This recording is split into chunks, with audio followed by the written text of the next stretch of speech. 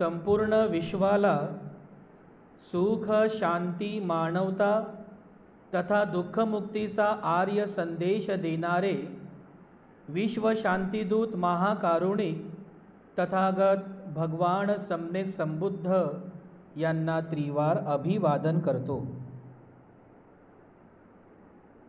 तथागतांनी समग्र मानवजातीच्या दुःखमुक्तीसाठी उपदेशिलेला महान सद्धम्म अर्थात बौद्ध धम्म तथा या सद्धम्माचा अविरतपणे प्रचार आणि प्रसार करणारा तथागतांद्वारा स्थापित सदा पूजनीय भिक्खू संघ या पूजनीय भिक्खू संघाला त्रिवार अभिवादन करतो।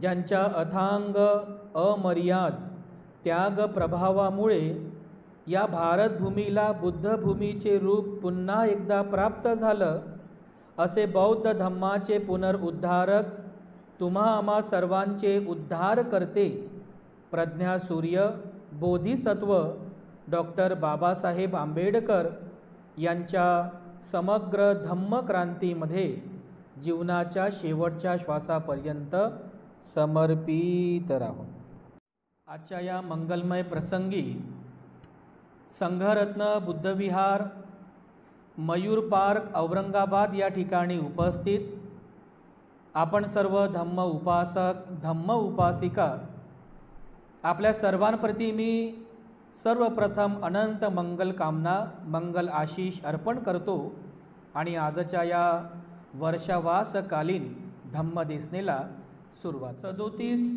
बोधिपाक्षीय धम्माचा अभ्यास सदरील वर्षावासाच्या कालावधीमध्ये आपण करीत आहोत आणि या 37 बोधिपाक्षीय धम्मातील 7वं प्रकरण म्हणजेच आर्य अष्टांगिक मार्ग 8 तत्वांनी बनलेला आर्य अष्टांगिक मार्ग की ज्याचा अभ्यास आपण सध्या या प्रवचन मालिकेच्या अंतर्गत करीत आहोत। आतापर्यंत मला वाटतं आपण 3 तत्वांचं या ठिकाणी विवेचन केलं, अभ्यास केला, समजून घेण्याचा प्रयत्न केला। सम्यक दृष्टी पहिलं तत्व आहे, त्यानंतर सम्यक संकल्प हे दुसरं तत्व आहे। कालच्याच प्रवचनामध्ये आपण सम्यक वाचा हे तिसरं तत्वसुद्धा समजून घेण्याचा प्रयत्न केला। या आर्य अष्टांगिक मार्गातील जे चौथं तत्व आहे ज्याला म्हटलेलं आहे सम्मा कम्मंतो म्हणजे सम्यक कर्म। सम्मा कम्मंतो म्हणजे सम्यक कर्म या आर्य अष्टांगिक मार्गातील चौथं तत्व आहे जे आपण आजच्या प्रवचनामध्ये समजून घेण्याचा प्रयत्न करणार आहोत। तथागतांनी उपदेशिलेला हा आर्य अष्टांगिक मार्ग ज्यामध्ये भगवान बुद्धांनी सम्यक कर्मांत म्हणजे सम्यक कर्माचाही उपदेश केलेला आहे आणि एका बोधिसत्वाला बुद्ध बनण्यासाठी याही तत्वाचं आचरण करावं लागते। बरं, तिथं बोधिसत्व आहेत की ज्यांचा उद्देशच आहे बुद्धत्व म्हणजे बुद्धत्वाची अवस्था प्राप्त करणे, बुद्ध बनणे, पण बोधिसत्वालाच नाही तर तुमच्यासारखे जे सामान्य लोक आहेत, सांसारिक जीवन जगणारे गृहस्थ, उपासक आणि उपासिका त्यांच्याकरिता सुद्धा हे सम्यक कर्म सम्यक कर्मांत हे तत्व अतिशय लाभदायी आहे, महत्त्वाचं आहे। संसारिकच नाही तर आमच्यासारखे जे गृहत्यागी आहेत, ब्रह्मचर्य व्रत धारण करणारे आहेत, श्रमण आहेत, पंडित आहेत, त्यांच्यासाठी सुद्धा हे सम्यक कर्मांत हे तत्व अतिशय महत्त्वाचं आहे। म्हणजे संसारिक असो की गृहत्यागी असो, वैवाहिक असो की ब्रह्मचारी असो किंवा मग एक बोधिसत्व का असेना, प्रत्येकाकरिता भगवान बुद्धांनी हे सम्यक कर्मांत हे तत्व कंपल्सरी केलेलं आहे। म्हणजे त्याला ऑप्शन नाही आहे, ते तुम्हाला पालन करावंच लागणार आहे। जर तुम्हाला तुमचा उद्देश पूर्ण करायचा असेल तर तुम्हाला सम्यक कर्मांत म्हणजे योग्य प्रकारचे कर्म करणे, योग्य प्रकारचे कर्म करणे ज्याला सम्यक कर्मांत म्हटलेलं आहे, या तत्वाचं आचरण तुम्हाला करावं लागेल। आता सम्यक म्हणजे योग्य, कर्म म्हणजे कर्म, आपल्या जे काय आपण कर्म करतो. तर भगवान बुद्धांनी सम्यक कर्मांत शिकवलेलं आहे. कर्म करायचे आहेत, योग्य प्रकारची कर्म, सम्यक कर्म करायची आहेत.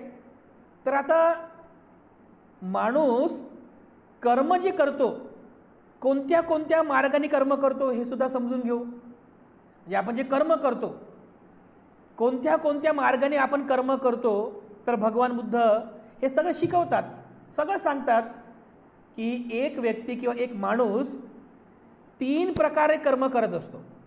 3 प्रकारे म्हणजे आपण सगळेच जे कर्म आपल्याकडून घडतात, जे आपण कर्म करतो, ते 3 प्रकारे कर्म आपण करत असतो. पहिलं ज्याला म्हटलेलं आहे कायिक कर्म, म्हणजे आपल्या कायेकडून होणारे कर्म. दुसरं वाचिक कर्म, म्हणजे आपल्या या वाणीने जे काही आपण बोलतो, कुशल किंवा अकुशल जे काही असेल, वाचिक कर्म ज्याला आपला जे बोलतो आपण त्याला वाचिक कर्म म्हटलेलं आहे. आणि तिसरं मानसिक कर्म, म्हणजे आपल्या मनामध्ये उत्पन्न होणारे कुशल किंवा अकुशल दोन्ही प्रकारचे ते सुद्धा कर्म आहेत. म्हणजे 3 प्रकारे आपण कर्म करत असतो. कायिक कर्म, आपले वाचिक कर्म आणि मानसिक कर्म, हे 3 प्रकारचे कर्म भगवान बुद्धाने सांगितलेले आहे. आपल्या शरीराकडून सुद्धा कर्म घडतात, कुशल कर्म पण घडतात, अकुशल कर्म पण घडतात. जसं बघा, व्यक्तीकडून या आपल्या या कायेने, या शरीराने कुशल कर्मही घडतात आणि अकुशल कर्मही घडतात. जसं बघा, व्यक्तीकडून या कायेने अकुशल कर्म कोणते कोणते घडतात, आपल्या या शरीराने कोणते कोणते. जसं बघा, आपण आपल्या या कायेने हिंसा करतो,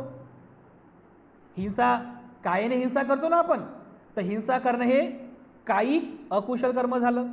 दुसरं काय, चोरी करतो बघा एखादा व्यक्ती, तर चोरी करणे हे आपल्या कायेचं अकुशल कर्म आहे, कायिक अकुशल कर्म आहे. तिसरं व्यभिचार करतात काही लोक व्यभिचार पण आहेत, व्यभिचार पण करतात, तर व्यभिचार करणे हे कायेचं तिसरं कायिक अकुशल कर्म आहे. म्हणजे आपण आपल्या कायेने हे 3 प्रकारचे अकुशल कर्म करीत असतो. हिंसा करणे, चोरी करणे आणि व्यभिचार करणे, हे 3 प्रकारचे कायिक अकुशल कर्म भगवान बुद्धाने सांगितलेलं आहे. हे सामान्य जनामध्ये आपण पाहत राहतो बघा, म्हणजे काही एवढं कठीण नाही आहे. आपल्या दैनंदिन जीवनाचा हा म्हणजे समजून घेण्याचा भाग आहे. आपण पाहतो समाजामध्ये असे अनेक लोक आहेत की ज्यांच्याकडून हे अशा प्रकारचे अकुशल कर्म घडतात, पण त्यांना त्या कर्माची जाण नाही आहे. त्यांना हे माहीत नाही की जे कर्म माझ्याकडून घडत आहे ते सम्यक आहे का, की ते कर्म मिथ्या आहे, ते कर्म कुशल आहे का, की ते कर्म अकुशल आहे. बिचाऱ्यांना ज्ञान नाही आहे, त्यांच्याकडे ती प्रज्ञा नाही आहे, त्यांना समजतच नाही बघा, समजतच नाही. आता जे लोक कोंबड्या बकऱ्यांचा बळी देतात आहे ना, त्यांची हिंसा करतात, तर त्यांना तुम्ही किती समजून सांगा बरं, किती समजून सांगा की बाबा रे, या मुक्या प्राण्यांना मारू नको रे बाबा, हे मुके प्राणी मारू नको, हे अकुशल कर्म आहे. किती समजून सांगा बरं, ते काय म्हणाल, होय तिकडं, तुला काय समजते, हे माझ्या आजीनं माझ्या पंजोबानं व्रत केले आहे, हे नवस केलं आहे, नवस फेडायचं आहे मला, तुला काय माहिती, होय तिकडं, असं म्हणतात लोक. अरे हा दगड आहे रे बाबा रे, हा दगड आहे, ह्या दगडामध्ये देव नाही आहे, ह्या दगडाची पूजा करून काय फायदा नाही आहे, होय म्हणते तिकडं, म्हणतात की नाही असे लोक, ऐकून घेतात लोक. कारण लोकांकडे ती प्रज्ञा नाही आहे.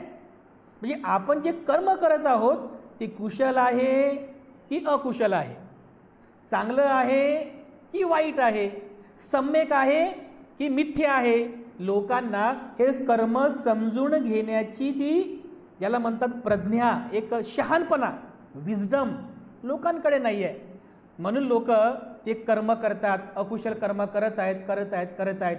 हे कायेचे अकुशल कर्म आहेत बघा. हिंसा करणे कायिक अकुशल कर्म आहे, चोरी करणे कायिक अकुशल कर्म आहे, तिसरं व्यभिचार करणे हे सुद्धा कायिक अकुशल कर्म आहे. आणखीन काय सांगतात भगवान बुद्ध, वाचिक अकुशल कर्म घडतात आपल्या वाणीने. कोणते कोणते, कालच्या प्रवचनामध्ये आपण बघितलं ना, विसरले, मुसावादा, पिसुना वाचा, फरुसा वाचा, संप फलाप्पा वाचा, आहे की नाही. हे शब्द लक्षात ठेवा, कधीतरी कामी येतील. खोटं बोलतात लोक आपल्या तोंडाने, म्हणजे आपल्या वाणीमध्ये खोटारडेपणा आहे, वाचेचं अकुशल कर्म आहे. पिसू ना वाचा, द्वेष करतात काही लोक, म्हणजे द्वेषयुक्त, म्हणजे ज्याला म्हटलं की द्वेषयुक्त शब्द वापरणे म्हणजे निंदा करणे, एखाद्याची निंदा करणे, तिटकारा करणे, तिरस्कार करणे असे शब्द वापरणे, किंवा कठोर बोलणे, शिव्या देणे, कठोर बोलणे म्हणतात त्याला. व्यर्थ बकवास करणे, बडबड करणे. वाणीचे हे 4 प्रकारचे अकुशल कर्म आहेत, जे आपण कालच्याच प्रवचनामध्ये बघितलेले आहे. तर वाणीचे हे 4 अकुशल कर्म आहेत. याच्यासोबत भगवान बुद्ध आणखीन सांगतात, जसे कायेचे 3 अकुशल कर्म आहेत, वाचेचे 4 अकुशल कर्म आहेत, आपल्या मनाचे सुद्धा 3 प्रकारचे अकुशल कर्म आहेत. बघा 3. तसे तर आपल्या मनामध्ये भरपूर संस्कार उत्पन्न होतात, कुशल अकुशल सगळेच. सगळे ते उगमस्थानच आहे, सर्व आहे. पण याला सॉर्टिंग करून भगवान बुद्धांनी याचं मूळ शोधलं, की त्याचं मूळ जे आहे फक्त 3च विकार आहेत. 3च विकार आहे. पहिला आहे लोभ, दुसरा आहे द्वेष, आणि तिसरा आहे मोह म्हणजे दुर्भावना. लोभा दोषा मोहा, पालीमध्ये म्हणतात लोभयुक्त चित्त, द्वेषयुक्त चित्त आणि मोहयुक्त चित्त, हे या मनाचे 3 प्रकारचे अकुशल संस्कार आहेत. म्हणजे अशा प्रकारे कायेचे 3 अकुशल कर्म, वाचेचे 4 अकुशल कर्म आणि मनाचे 3 अकुशल संस्कार कर्म किती झाले? 10. असे एकंदरीत त्या व्यक्तीकडून कळत अथवा न कळत दिवसभर किंवा म्हणजे आपलं हे सामान्य जीवन जगत असताना माणसाकडून हे 10 प्रकारचे अकुशल कर्म घडत राहतात. पण माणसाला समजत नाही की माझ्याकडून अकुशल कर्म झालं. कशामुळं? कारण माणसाकडे, त्या व्यक्तीकडे ते समजून घेण्याची ती पात्रताच नाही आहे. म्हणजे काय, त्याच्याकडे ती प्रज्ञा नाही आहे की हे माझ्याकडून कर्म घडत आहे, हे कर्म सम्यक नाही आहे, हे कर्म मिथ्या आहे, हे सोडलं पाहिजे, हे वाईट कर्म आहे, हे सोडलं पाहिजे, हे चुकीचं आहे, हे सोडलं पाहिजे, असं लोकांना समजत नाही. कारण लोकांकडे प्रज्ञा नाही आहे. तर भगवान बुद्धांनी प्रज्ञा शिकवली. यासाठीच प्रज्ञा म्हणजे शहाणपणा. अरे हा शहाणपणा आपल्यामध्ये असला पाहिजे ना. आपण लोकांना म्हणतो ना, लई शहाणा झाला का, तो शहाणपणा नाही बरं, त्याला मूर्ख म्हणतात. त्याला काय म्हणतात, आपण काल सांगितलं ना, संप फलापा, लई शहाणा झाला का म्हणजे मूर्ख, तो शहाणपणा नाही. शहाणपणा म्हणजे काय, प्रज्ञा, चांगलं आणि वाईट हे समजून घेण्याचा जे काय म्हणतात त्याला, एक सामान्य बुद्धी, एक बुद्धी आहे, त्याला शहाणपणा म्हटलं भगवान बुद्धांनी. काय केल्यानं माझं भलं होईल आणि काय केल्याने माझी अधोगती होईल हे समजून घेण्याची बुद्धी, कॉमन सेन्स. काय सम्यक आहे आणि काय मिथ्या आहे हे समजून घेण्याची बुद्धी म्हणजे काय, प्रज्ञा, ज्ञान. यालाच म्हटलेलं आहे विजडम, प्रज्ञा. हा शहाणपणा भगवान बुद्धांनी शिकवलेला आहे. तर ही प्रज्ञा आपल्यामध्ये विकसित झाली पाहिजे. तर जसे बुद्धानं हे 10 प्रकारचे अकुशल कर्म सांगितलेले आहे, इथे आपण सम्यक कर्म पाहत आहोत. तर आपण हे सुद्धा बघूया की या आर्य अष्टांगिक मार्गामध्ये भगवान बुद्धांनी जे सम्यक कर्म जे तत्व शिकवलं, ते सम्यक कर्म कशाच्या संदर्भात शिकवलेलं आहे हे सुद्धा आपण समजून घेऊया. तर जसं बघा, काल आपण महासतीपटान सुत्ताचा संदर्भ घेतला. ते सुत्त फार सुंदर आहे बघा, महासतीपटान सुत्त. ते नक्की ते सुत्त तुम्ही वाचायला पाहिजे. महासतीपटान सुत्त बघा, कोणी जर भिक्षू मरण पावले तर त्यावेळेस भिक्षू संघ महासतीपटान सुत्ताचा पाठ करतात बघा, जप म्हणजे त्याचं स्मरण करतात महासतीपटान सुत्ताचं, आहे की नाही. वाचा नक्की. महासतीपटान सुत्तामध्ये भगवान बुद्धांनी या आर्य अष्टांगिक मार्गाचं, या प्रत्येक तत्वाचं विवेचन केलेलं आहे. तर ते महासतीपटान सुत्तामध्ये या सम्यक कर्माबद्दल, सम्यक कर्मांतबद्दल बुद्धांनी काय सांगितलं, म्हणजे कशाने सम्यक कर्म होतात, कशाला सम्यक कर्म म्हणतात. तर भगवान बुद्धांचं वचन आहे बघा, महासतीपटान सुत्तातलं भगवान बुद्धांचं वचन आहे. बुद्ध म्हणतात, कतमाच भिक्कवे सम्माकम्मंतो, कतमाच भिक्कवे सम्माकम्मंतो. भिक्खूंनो, कशाने सम्यक कर्म होतात. भगवान बुद्ध पुढे म्हणतात, पानातिपाता वेरमणी, अदिन्ना दाना वेरमणी, कामे सुमिच्छाचारा वेरमणी, सूरा मेरय मज्ज पमाद ठाना वेरमणी, अय्यं उच्चती भिक्कवे सम्मा कम्वंतो होती ती. समजलं? हे आपले पंचशीलातले तत्व सांगितले भगवान बुद्धांनी. सम्यक कर्म कशाने होतात? सम्यक कर्म कतमाच भिक्कवे सम्मा कम्मंतो. भिक्खूंनो, कशाने सम्यक कर्म होतात? तर बुद्ध पुढे म्हणतात पानातिपाता वेरमणी, प्राणी हिंसा करण्यापासून विरत राहणे, अदिन्ना दाना वेरमणी, चोरी करण्यापासून विरत राहणे, कामे सुमिच्छाचारा वेरमणी, व्यभिचार करण्यापासून विरत राहणे, सुरामेरय मज्ज पमादठाना वेरमणी, मद्यपान करण्यापासून विरत राहणे, अयं उच्चती भिक्कवे सम्मा कम्मंतो होती. अशाने सम्यक कर्म होतात. म्हणजे 4 प्रकारचे कर्म भगवान बुद्धांनी सांगितलेले आहेत. 4 प्रकारचे कर्म जे अकुशल कर्म की ज्यापासून आपल्याला विरत राहायचं आहे. आता बघा, तुम्ही दैनंदिन जीवनात पंचशील ग्रहण करताच ना, हेच पंचशीलच आहे ना. हे जे तुम्ही रोज सकाळ संध्याकाळ ग्रहण करताय, रोज तुमचा दैनंदिन जीवनाचा तो भागच आहे. म्हणजे काय? तर सम्यक कर्मांत तुमच्या दैनंदिन जीवनाचा भाग आहे बघा. मग उपासक जरी असले ते पण 4 म्हणजे हे पंचशील ग्रहण करतात, त्याच्यामध्ये 4 तत्व आलेले आहेत. भिक्खू जरी असेल त्याचे दशशिलामध्ये हे सगळे तत्व समाविष्ट आहे. बरोबर आहे की नाही? म्हणजे बघा, दैनंदिन जीवनातला हा भाग आहे. तुम्ही सकाळी झोपेतून उठल्यापासून तर रात्री झोपेपर्यंत या तत्वाचं पालन केलं पाहिजे. किंबहुना रात्री झोपेत पण पालन केलं पाहिजे. तुम्ही म्हणाल बघ, झोपेत कसं पालन करा? कसं काय पालन करा झोपेमध्ये?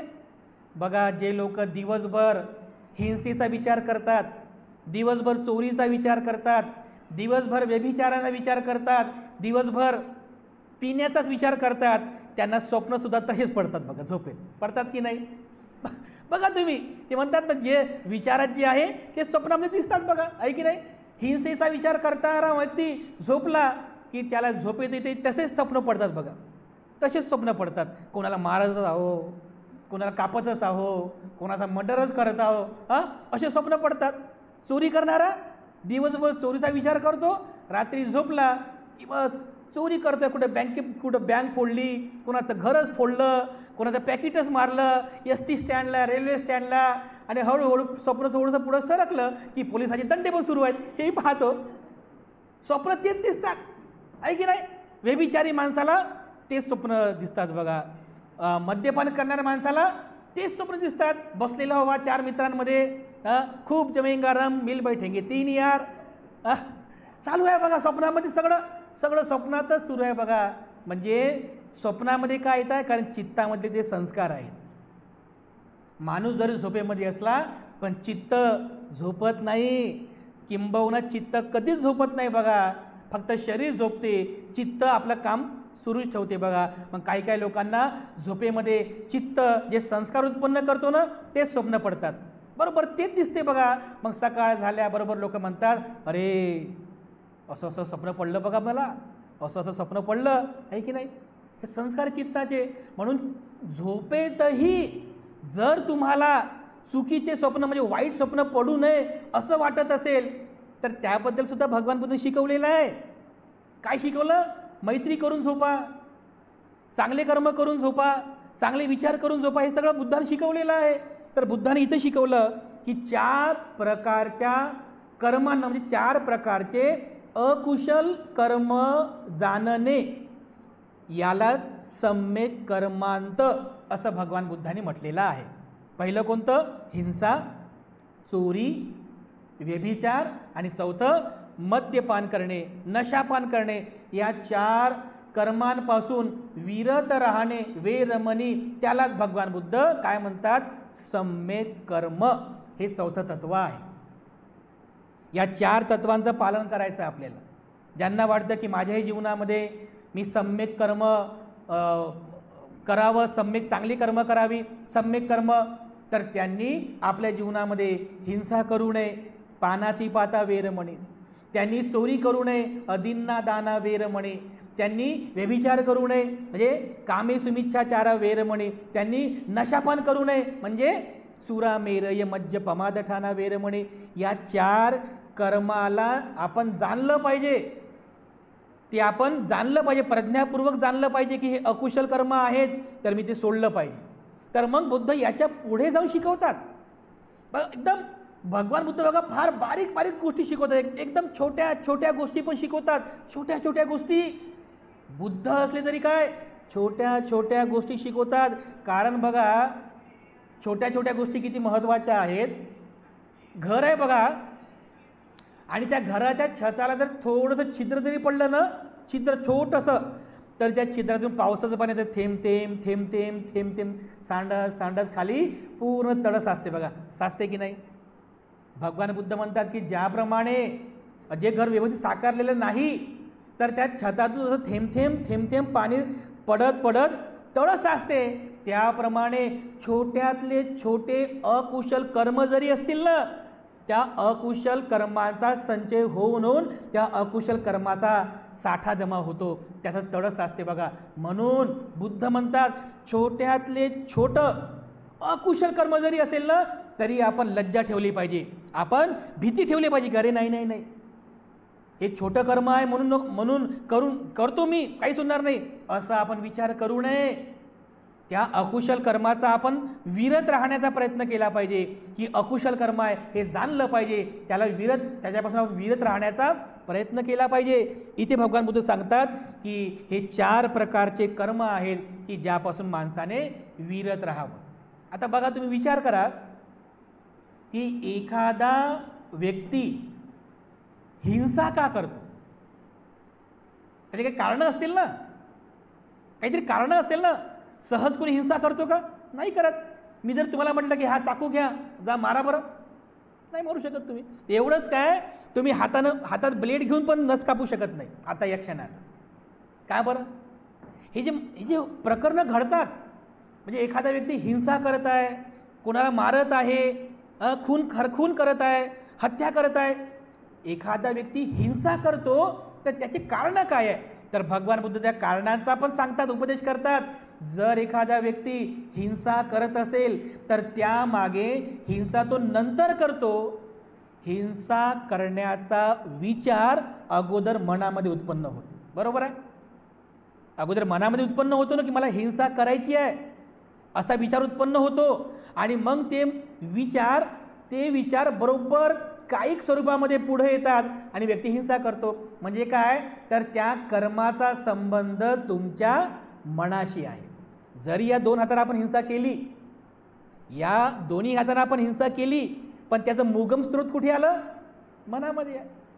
म्हणजे मन म्हणते तुम्हाला हिंसा कर, मन सांगत आहे हिंसा कर, म्हणजे याचा अर्थ त्या कर्माचा संबंध तुमच्या मनाशी आहे. बरं, मनामध्ये हा विचार कसा काय आला? भगवान बुद्ध बघा किती बारीक बारीक शिकवतात, टप्प्याटप्प्याने शिकवतात. बुद्ध पुढे म्हणतात मनामध्ये हिंसा करण्याचा विचार का आला, तर भगवान बुद्ध त्याला संस्काराचं रूप देतात. त्याला कारण सांगतात संस्कार. त्याला संस्कार की जेव्हा कधी आपल्या चित्तामध्ये राग उत्पन्न होतो किंवा द्वेष उत्पन्न होतो, दुर्भावना उत्पन्न होते, तेव्हा तो व्यक्ती हिंसा करतो. हे त्याचं मूळ कारण आहे. कधी? जेव्हा चित्तामध्ये राग उत्पन्न झाला किंवा द्वेष उत्पन्न झाला. द्वेष, मुख्य कारण त्याचा द्वेष आहे. आपण जेव्हा द्वेष करतो कोणाबद्दल, तर द्वेष भावना एवढी वाईट आहे की त्या द्वेष भावनेमुळे माणूस पेटतो. बघा असं माणूस पेटतो, असा पेटतो, खूप पेटतो बघा. आणि पेटणं म्हणजे काय, तर त्याचा परिणाम काय होईल, तो व्यक्ती त्या द्वेष भावनेमुळे त्या व्यक्तीला मारण्याचा प्रयत्न करतो, त्या व्यक्तीला एकदम जीविनीशी मारण्याचा प्रयत्न करतो. त्याला कारण तुमच्या मनातला द्वेष आहे. तर भगवान बुद्ध सांगतात याला कारण तुमचा द्वेष आहे.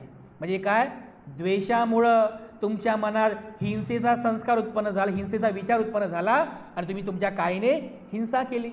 एखाद्या व्यक्ती चोरी का करतो बरं? चोरी तर तो नंतर करेल, पण चोरी करायचा विचार अगोदर मनामध्ये उत्पन्न होतो ना. पण बुद्ध याला पण स्पष्ट करतात की माणूस चोरी का करतो. चोरी करायचा विचार उत्पन्न झाला आणि चोरी करण्याचा विचार का उत्पन्न झाला, त्याला कारण आहे लोभ, म्हणजे आसक्ती. एखादी वस्तू मला पाहिजे, एखादी वस्तू मला पाहिजे, किंवा माझ्याकडे गडगंज संपत्ती असली पाहिजे, मला पैसा पाहिजे, मला हे पाहिजे, मला ते पाहिजे, आणि त्या गोष्टी मिळवण्यासाठी त्या लोभापोटी माणूस चोरी करतो. बघा, हे त्याचं मूळ कारण आहे. माणूस व्यभिचार का करतो, तुम्ही चिंतन करा गोष्टीचं की माणूस व्यभिचार का करतो. व्यभिचार तो नंतर करेल, अगोदर व्यभिचार करण्याचा विचार त्याच्या मनामध्ये उत्पन्न होतो. आणि मनामध्ये हा विचार का उत्पन्न होतो, त्याचं कारण आहे कामवासना, या शरीराबद्दल असलेली कामतृष्णा, कामविकार, कामछंद. तर बुद्धाने याचं मुख्य कारण सांगितलं बघा, की जे लोक नेहमी या कामविकारामध्ये गर्क राहतात, या शरीराच्या आसक्तीमध्ये नेहमी गुंतलेले असतात, तेच लोक नेहमी काम म्हणजे या कामवासनेच्या अधीन होऊन म्हणजे मिथ्याचार करतात, अनाचार करतात, विनयभंग करतात. बघा, अशा लोकांची पण संख्या दिवसेंदिवस वाढत आहे. बघा किती कठीण आहे बघा हे. बुद्धानं मूळ कारण सांगितलं बघा त्याचं. माणूस म्हणजे मद्यपान का करतो, दारू का पितो, माणूस नशापान का करतो, का करतो बरं. आता लोक पाहतो ना आपण समाजामध्ये, दारू पिणारे लोक आहेत, नशापान करणारे लोक आहेत. का करतात, त्याच्यात अनेक कारणं आहेत. तुम्ही प्रत्येकाला विचार, प्रत्येकाचं कारण वेगवेगळं आहे. अरे सुख ही म्हणजे काय म्हणतात, अरे सुख में भी साथ देती है और दुःख में भी साथ देती, असं म्हणतात लोक. सुखात गेलो तरी पितात, दुःखात गेलेला माणूस तोही पिते, चांगलं झालं तरी पितात, वाईट झालं तरी पितात. म्हणजे पिऊन पिऊन काय आहे, फक्त मनाला सांगायचं की पिणं आहे बस. पिऊन पिऊन लोक स्वतःचा किती मोठं नुकसान करून घेतात. भगवान बुद्ध याचंही कारण सांगतात की का पितात लोक. तर बुद्धाने त्याचं कारण सांगितलं की ज्या वेळेस तुमच्या मनावर नियंत्रण राहत नाही, म्हणजे तुमची स्मृती जी आहे, स्मृती ते भंग पावते, नियंत्रण राहत नाही, तेव्हा तो व्यक्ती नशापान करतो. बघा, मनावर नियंत्रण नाही ना, बस बसले, मित्र म्हणतात अरे लेना भाई क्या हो रहा है, थोड़ा सा ले, आज भाई का जन्मदिन है म्हणतात, असं होते. मनावर नियंत्रण नाही आहे. बघा, मनावर नियंत्रण म्हणजे स्मृती भंग, स्मृती संपली, बस घ्या म्हटलं की लगेच घेतला की सुरू होते. बघा, आणि असं करता करता माणूस हा एक नंबरचा होऊन जातो. बघा, आहे की नाही. हे 4 प्रकारच्या कुशल कर्म आहेत. हिंसा करणे, चोरी करणे, व्यभिचार करणे, मद्यपान करणे, या 4 अकुशल कर्माची कारणं सुद्धा भगवान बुद्ध सांगतात. मनात द्वेष उत्पन्न केला, माणूस हिंसा करतो. मनामध्ये लोभ उत्पन्न केला, माणूस चोरी करतो. जर चित्तामध्ये शरीराबद्दल आसक्ती उत्पन्न केली, म्हणजे काय, शरीराबद्दल कामविकार उत्पन्न केला, माणूस व्यभिचार करतो. मनावरचं नियंत्रण म्हणजे स्मृती भंग झाली तर माणूस मद्यपान करतो. याचे कारणं सुद्धा सांगितलेली आहेत. आणि या कारणांना जर दूर करायचं असेल तर बुद्ध तेही शिकवतात, तुम्हाला तुमचा द्वेष कमी करावा लागेल.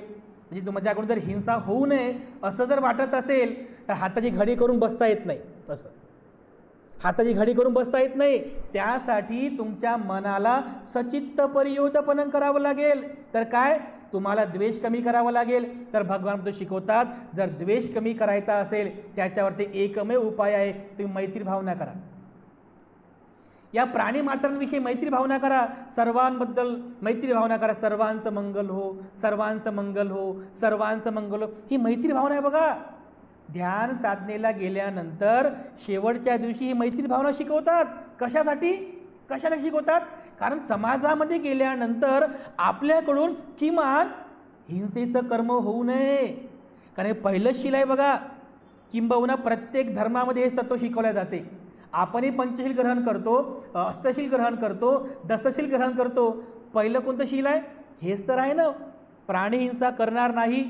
एवढं महत्त्वाचं शील आहे बघा. तर तो व्यक्ती बघा मग आपल्या चित्तातील द्वेष कमी करण्यासाठी मैत्री भावना करतो. सर्वांचं मंगल हो, सर्वांचं मंगल हो. हे तुम्ही जे करणीय मेत्तसुत्त पठण करा, मेत्तसुत्त, त्याच्यात काय सांगितलेलं आहे, मैत्री भावना करणं सांगितलं. मैत्री भावना करा. कोणाचा द्वेष करू नका, कोणाचा राग करू नका, कोणाबद्दल मनामध्ये दुर्भावना उत्पन्न करू नका, कोणाबद्दलच नाही. सर्वांचं मंगल हो, सर्वांचं मंगल हो, माझ्या मित्राचं परिवाराचं मंगल हो, आणि माझे जे दुश्मन आहेत वैरी त्यांचे मंगल हो.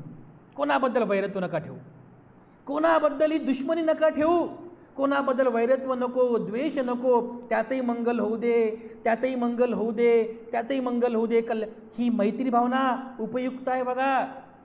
द्वेष कमी करण्यासाठी मैत्री भावना करा, म्हणजे मैत्री भावनेने तुमचा द्वेष कमी होईल, तुमच्याकडून कधी हिंसा होणारच नाही बघा. बुद्ध आणखी शिकवतात, चोरी का करतो माणूस? आसक्ती आहे, लोभ आहे.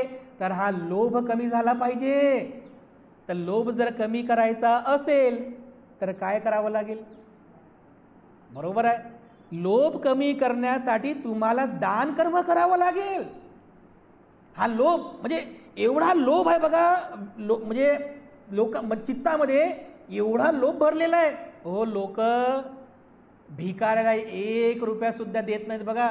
विचार करतात, 1 रुपया देत नाही बघा, इतका लोभ भरलेला आहे. मग दान पुण्य करणं तर ते लय पुढची गोष्ट आली. मग खूप पुढची गोष्ट आहे दान पुण्य करणं, ते सुद्धा लोकांना जमत नाही. लोक असं मरणावर टेकले बघा. आता मरणार आहे तो व्यक्ती, तरी पण लोभ सुटत नाही. सुटते का लोभ? नाही सुटत लोभ. असंच बघतात, हे झालं राहिलं माझं, ते राहिलं माझं, हे बाकी आहे, माझं ते बाकी आहे. सुखानं मरत नाहीत, लोभयुक्त चित्ताने मरतात, द्वेषयुक्त चित्ताने मरतात, दुर्भावनायुक्त चित्ताने मरतात. भगवान बुद्ध म्हणतात की अशा अकुशल मानसिकतेमध्ये मरणं हे चांगलं मरण नाही आहे. मरण पण चांगलं असते. मी मागच्या प्रवचनात 2-3 तुम्हाला उदाहरणं सांगितलेली आहेत. मरण पण सुखद असते बघा. मरणसुद्धा मरण येणारच आहे ना, म्हणजे इथे कोणी अमर नाही आहे. आज न उद्या आपण सगळेच मृत्यूला प्राप्त होणारच आहोत. पण सुखद मरण येते ना, हे सुद्धा आपल्या हातामध्ये आहे की कसं मरण यावं.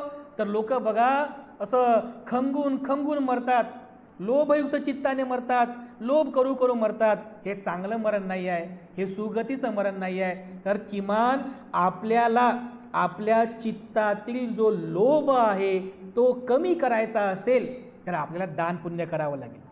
बरोबर आहे, दान कर्म करा, त्याग करण्याची भावना ठेवा. आपल्या मिळकतीतला एक हिस्सा लोककल्याणासाठी वापरा. म्हणजे दान देण्याची सवय तुम्हाला लागली पाहिजे. दान देण्याची सवय, देता आलं पाहिजे, तुम्हाला देता आलं पाहिजे. पण जे लोक कधी देण्याची सवयच नाही आहे, घेण्याची सवय आहे, येऊ द्या. घेण्याची सवय बघा, ज्याला देणं माहीत नाही ते लोक कसं सुखानं मरतील. एका गावातला एक मोठा सावकार विहिरीमध्ये पडला.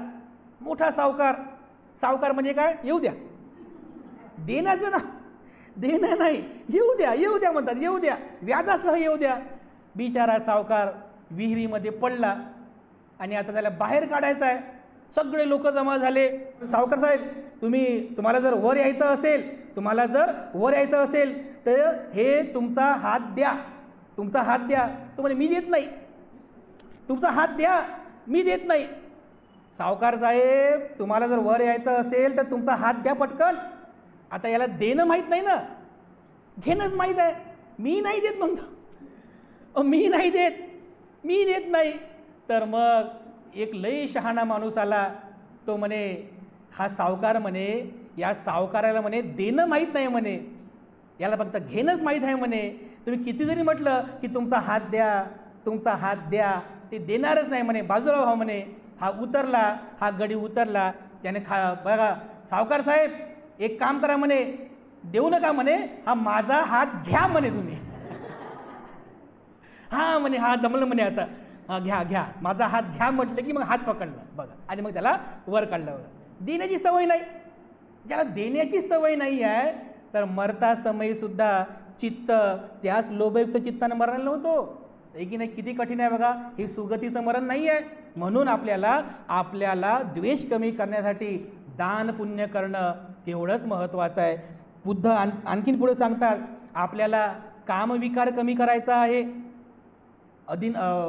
कामेसुमिच्छाचार वीरमणी, कामविकार कमी करायचा आहे. तर बुद्धानं यासाठी अष्टशील शिकवलेलं आहे. त्याचं गृहस्थ लोकांकरिता दैनंदिन जीवनामध्ये कामे सुमिच्छाचारा वेरमणी, व्यभिचार करायचा नाही, कोणाचा विनयभंग करायचा नाही किंवा कामतृष्णेच्या अधीन जाऊन अकुशल कर्म करायचं नाही, हे तत्व आपण दैनंदिन जीवनामध्ये पालन करतो. याच्या सोबत सोबत भगवान बुद्धांनी ब्रह्मचर्य व्रताचा उपदेश केलेला आहे, जे तुम्ही दर उपोत्सव व्रतामध्ये ग्रहण करता, की किमान आपल्याला आपल्या चित्तावर नियंत्रण प्राप्त करता आलं पाहिजे. माझ्या चित्तामध्ये जो कामविकार आहे त्याला तुम्ही जाणण्याचा प्रयत्न करा, त्याला नष्ट करण्याचा प्रयत्न करा. तर किमान महिन्यातून 4 दिवस उपोत्सव व्रत धारण करून आपण अब्रह्मचर्या वेरमणी सिक्खापदं समादियामी या ब्रह्मचर्याचं आपण पालन करतो. आपल्याला शुद्ध बनवण्यासाठी, कामविकाराला जाणून त्याला नष्ट करण्यासाठी हे ब्रह्मचर्य महत्त्वाचं आहे. म्हणून बुद्धाने शिकवलं आहे बघा. तर किमान आपण आपलं हे दैनंदिन जीवन जगत असताना कामे सुमिच्छाचारा वेरमणी या शिलाचं तर पालन कराच, पण म्हणजे अब्रह्मचर्या वेरमणी याही शिलाचं आपण पालन केलं पाहिजे किमान उपोत्सवाच्या दिवशी. यासोबत सोबत भगवान बुद्धांनी चौथं कर्म कोणतं सांगितलेलं आहे? सुरामेरे मज्ज, सम्यक कर्मांतामध्ये सुरामेरे मज्ज पमादठाना वेरमणी, मद्यपान करणार नाही.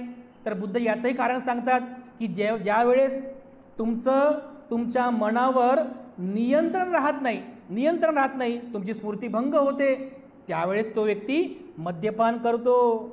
तर मनावर नियंत्रण प्रस्थापित करण्यासाठी काय करावं लागेल? त्यासाठी त्याला ध्यान करावं लागेल. आम्ही लोकांना म्हणतो ना, लोकांना सांगतो आम्ही, जे लोक दारू पितात, जे नशापान करतात, तर बघा हे जे लोक ध्यानाला जातात ना, हे सगळेचे सगळे लोक श्रद्धा आहे म्हणून ध्यानाला जात नाहीत बरं. सगळे जे ध्यानाला जातात जी लोक 100 देश जे असतील तेवढे सगळेजण बुद्धांवर माझी खूप श्रद्धा आहे म्हणून ध्यानाला आलो असं नसते बघा. काही जण दारू सोडायची आहे म्हणून ध्यानाला येतात. खरं आहे बरं हे. काही जणांना घरामध्ये टेन्शन वाढलेलं आहे म्हणून काही जण ते टेन्शन कमी व्हावं म्हणून येतात. काही जणांना शांती पाहिजे म्हणून ध्यानाला येतात. अनेक कारणं आहेत बघा. पण काय? त्यासाठी मनावर नियंत्रण प्राप्त झालं पाहिजे. याकरिता भगवान बुद्धांनी ध्यान करण्याचा उपदेश केला. मेडिटेशन, आनापानसती असली पाहिजे. जर खरंच तुमचं मनावर जर नियंत्रण असेल, तुम्ही मनावर नियंत्रण ठेवलं, किती कोणी तुम्हाला फोर्स करू द्या, तुमचं नियंत्रण कधी ढासळणार नाही, कधीच नाही. बघा, आमचे एक उपासक आहेत, मुंबईला राहतात. अनेक दिवसांपासून आम्ही त्यांच्याकडे खूप श्रद्धावान बघा, संपूर्ण परिवार श्रद्धावान आहे. तर आम्ही नेहमी जातो. एकदा आम्ही भिक्खू संघासोबत त्यांच्या घरी गेलो, भोजनदान वगैरे झालं. सहज चर्चा करता त्याने विचारलं, मग साहेब म्हटलं कसं काय, कुठे मला सध्या कामधंदा कुठे सुरू आहे? तर ते म्हणे, भंतीजी म्हणे काय सांगू म्हणे, आता सांगावं नाही वाटत आहे म्हणे, म्हणजे सांगू की नाही सांगू? भंतीजी म्हणे मी वाईन शॉपीमध्ये काम करतो म्हणे. तर बघा, वाईन शॉपीमध्ये काम करून त्यांना किमान 10 ते 12 वर्ष झाले. पण ते जे उपासक आहेत त्यांनी जीवनामध्ये कधीही दारूच्या एक थेंबाचाही स्पर्श केला नाही. बघा, एक दारूचा थेंबाचाही स्पर्श केला नाही. मला आश्चर्य वाटलं की म्हटलं जो व्यक्ती 10, 12, 15 वर्षांपासून वाईन शॉपीमध्ये काम करतो पण कधी दारूचा स्पर्श झाला नाही, कशामुळं? मी त्यांना विचारलं, मग तुमची कधी इच्छा झाली नाही का साहेब? म्हणते म्हणे न चुकता म्हणे किमान कमीत कमी 10 मिनिटं तरी म्हणे हे ध्यान करतो म्हणे. 6-6 महिन्याला मी शिबिराला पण जातो, पण दररोज 10 मिनिटं का होईना मी ध्यान करतो म्हणे. त्याच्यामुळे माझ्या मनावर नियंत्रण आहे बघा. तर बघा बरं, त्या वाईन शॉपीमध्ये काम करत असताना सुद्धा जर तो व्यक्ती ध्यान करतो, मनावर नियंत्रण ठेवतो, दारूचा स्पर्शसुद्धा होत नाही बघा. आणि आपल्याकडे उलटेच कार्यक्रम झाला सगळा. लई टेन्शन आहे म्हणतात, भंतीजी लई टेन्शन आहे, पिणं सुरू केलं म्हणतात. टेन्शनमध्ये आहे की नाही? अनेक कारण आहेत बघा. टेन्शनमध्ये लोक पितात ना, टेन्शनमध्ये लोक पितात. तर आम्ही त्या लोकांना तेच सांगतो की साहेब पिऊ नका, तुम्ही थोडासा वेळ काढा, किमान 10 दिवसांचा वेळ काढा, आम्ही तुमचा फॉर्म भरून देतो, जाऊन या, शिबिर करून या, काहीतरी तुम्हाला फायदा मिळेल ना, परिपूर्ण नाही पण थोडा तर तुम्हाला फायदा मिळेल. लोकांना असं वाटते की ते ध्यान वगैरे करणं ते भंतेजीचंच काम आहे. ते काम काय, ते भंतेजीच काम आहे, हे आमचं काम नाही आहे. बरं आम्ही तर करतोच हो, भंतेजी सगळे भिक्खू संघ आम्ही सगळे कामं म्हणजे ध्यान करतोच आम्ही. पण तुम्हाला किती महत्त्वाचं आहे, तुमच्या मागं सगळा पसारा आहे ना संसाराचा, पती पत्नी आई वडील मुलं बाळं घरदार गाडी बंगला बँक बॅलेन्स नौकर चाकर घरचं बाहेरचं किती मोठा गोतावळा आहे. आणि हे सगळं जर चांगल्या प्रकारे जर सांभाळायचं असेल तर चांगलं मन पाहिजे ना, आहे की नाही, चांगलं मन पाहिजे की नाही. असं जर चांगलं मन पाहिजे तर हे चांगलं मन मिळवायचं असेल तर ध्यानाला जावं लागते, ध्यान करावं लागते. आणि त्यासाठी मी लोकांना म्हणतो की 10 दिवसांचा वेळ काढा, किमान 10 दिवसांचा वेळ काढा. तुमचं मंगल आहे, त्याच्यामध्ये तुमचं कल्याण आहे.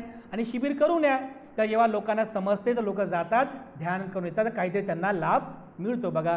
तर आपणही करायला पाहिजे. तर अशा पद्धतीने भगवान बुद्धांनी या सम्यक कर्मांत या तत्वामध्ये या 4 प्रकारच्या अकुशल कर्मांपासून विरत राहण्याचा उपदेश केलेला आहे. हिंसा करण्यापासून विरत राहणे, चोरी करण्यापासून विरत राहणे, व्यभिचार करण्यापासून विरत राहणे आणि मद्यपान करण्यापासून विरत राहणे, ज्याला भगवान बुद्ध सम्यक कर्मांत असं म्हटलेलं आहे. आणि जे लोक या सम्यक कर्मांत तत्वाला समजून घेतात, त्याचं चिंतन करतात, ते लोक खूप चांगल्या प्रकारे या शिलाचं पालन करतात. सर्वांबद्दल मैत्री भावना ठेवतात, चित्तामध्ये नेहमी दानपुण्य करतात, आपल्या चित्तामध्ये कधीही कामविकार उत्पन्न होऊ देत नाही आणि नेहमी ध्यान वगैरे करून आनापानसती करून आपल्या मनावर नियंत्रण ठेवण्याचा प्रयत्न करतात. तर अशा प्रकारचे हे सगळे 4 प्रकारचे हे अकुशल कर्म आहेत की ज्याच्यापासून आपल्याला विरत राहायचं आहे. कर्म फार महत्त्वाचे आहे बघा. लोक फक्त धर्माचा उदो करतात, कर्म कोणीही जाणत नाही. कर्म जाणले पाहिजे. फक्त नावाला धर्म म्हणून काही फायदा नाही आहे. धर्माचा लाभ तेव्हाच होतो की ज्या वेळेस तो व्यक्ती धर्मयुक्त कर्म करतो, चांगले कर्म करतो. नाहीतर फक्त लोक नावच घेतात, चांगले कर्म कोणीच करत नाही आहे. म्हणून चांगली कर्म करणं महत्त्वाचं आहे. एक दोहा आहे बघा, दोहा कोणता आहे बघा सांगतो मी. दोहा, धर्म तो सब करे कर्म न जाने कोई, धर्म है मन की शुद्धता सुख शांती और चैन. किती सुंदर दोहा आहे बघा. म्हणजे फक्त धर्मच करतात, पण त्या धर्मामध्ये सांगितलेले जे चांगली कर्म आहेत त्या चांगल्या कर्माचं आचरण कोणीही करत नाही. आणि चांगली कर्म म्हणजे काय आहे, मनामध्ये सुख चैन आणि शांती निर्माण करणं, मनाला चांगलं बनवणं, मनाला कुशल बनवणं, हा खऱ्या अर्थाने धर्म आहे. चांगली कर्म करा, चांगले कर्म करा, चांगले आचरण करा, हाच खऱ्या अर्थाने धर्म आहे. तर अशा पद्धतीने भगवान बुद्धांनी शिकवलेलं हे जे सम्यक कर्मांत आहे ते आपण खूप चांगल्या प्रकारे समजून घेतलं पाहिजे आणि चांगलं आचरण करून आपण आपल्या जीवनामध्ये सुख संपादन करावं. अशा प्रकारची मंगल कामना तुम्हा सर्वांप्रती मी या ठिकाणी व्यक्त करतो.